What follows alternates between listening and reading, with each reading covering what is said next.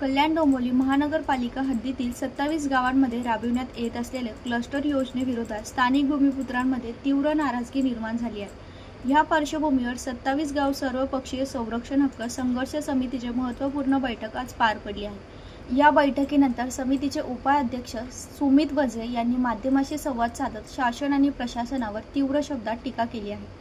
या बैठकीत क्लस्टर योजना, ग्रोथ सेंटर आणि बुलेट ट्रेन बिझनेस हब यांसारख्या विविध योजनांमुळे 27 गावातील स्थानिक नागरिक व भूमिपुत्रांवर होणाऱ्या परिणामाबाबत चर्चा करण्यात आली आहे। येत्या 20 मार्च रोजी 27 गावातील सर्व भूमिपुत्रांची मोठी बैठक आयोजित करण्याचा निर्णय यावेळी घेण्यात आला आहे। या बैठकीत क्लस्टर योजनेमुळे स्थानिकांच्या घरांवर व भूखंडांवर कशा प्रकारे परिणाम होऊ शकतो याबाबत सविस्तर माहिती देणार असल्याचं समितीने स्पष्ट केले आहे।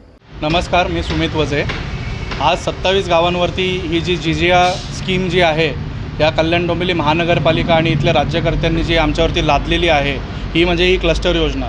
ही क्लस्टर योजनेचा जर अभ्यास केला तर थोडक्यात आम्हाला असं समजतं आहे की आमच्या हातातनं आमची राती घरं पण जातील आणि आम्ही आमची वडिलोपार्जितची जमीन जी आम्ही आमच्या पुढच्या पिढीसाठी राखून ठेवलेली आहे ती देखील आज हडप करण्याचं आणि बिल्डर लोकांना देण्याचं काम जर कुठली योजना करते तर ही क्लस्टर योजना करत आहे। आणि पूर्णपणे आर्थिक लाभ मिळण्यासाठी हे राज्यकर्ते आणि हे प्रशासन ही क्लस्टर योजना आमच्यावरती लादत आहे। आणि आज जी आमची सभा झाली त्याच्यामध्ये आम्ही असा ठराव घेतलेला आहे की येत्या 20 तारखेला मार्चला आम्ही सगळ्या 27 गावांची एक कंबाईंड मीटिंग लावून आणि टॅक्स आणि हा क्लस्टरसारखे टॅक्स जो आहे हा आमचा जिव्हाळ्याचा विषय आहे, पण आता हे क्लस्टर जे आहे हा आता आमच्या अस्तित्वाचाच विषय झालेला आहे। तर ह्यासाठी आम्ही सभा लावून प्रत्येक यांना सगळ्यांना मार्गदर्शन करून सगळी जनजागृती या क्लस्टरच्यासाठी करणार आहोत आणि या क्लस्टरला आम्ही जोरदार विरोध करणार आहोत। नमस्कार, 27 गाव संघर्ष समितीचा उपाध्यक्ष सत्यवान म्हात्रे।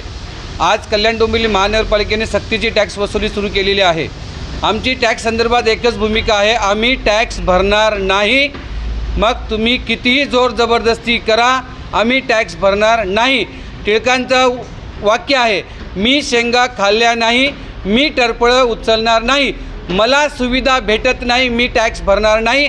आणि जर सक्तीची वसुली केली तर कायदा सुव्यवस्थेचा प्रश्न उद्भवला, त्याला सर्वस्वी जबाबदार हे राज्यकर्ते आणि प्रशासन राहील। धन्यवाद। Bureau report, Janshakti, Dombivli.